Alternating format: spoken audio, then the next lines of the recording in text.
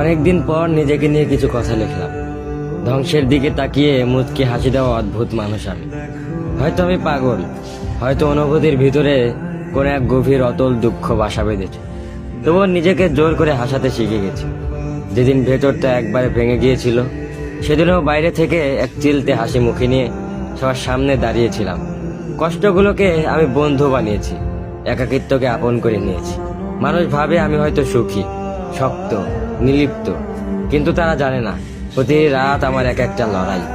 নিজেকে নিজেই বুঝিয়ে রাখি তুই ভালো আছিস, অথচ আমি জানি আমি ভালো নেই। ভেঙে যাচ্ছি প্রতিদিন একটু একটু করে, আর এই ধ্বংস হওয়াটাকে যেন ভালোবেসে ফেলেছি। আমি সেই মানুষ যে হার মানার আগে হাসে, কারণ জানি কান্না দেখিয়ে লাভ নেই। পৃথিবী শুধু শক্তদের মনে রাখে, দুর্বলদের নয়। তাই আমি অদ্ভুত, আমি অনুভূতির আগুনে পুড়ে যাওয়া নীরব যোদ্ধা। আমার জীবন কোনো সুখের গল্প নয়, এটা নিঃশব্দ বিপ্লব, যেখানে হাসির আড়ালে লুকানো থাকে হাজারো না বলা কথা, ভাঙা স্বপ্ন, হারিয়ে যাওয়া আমি।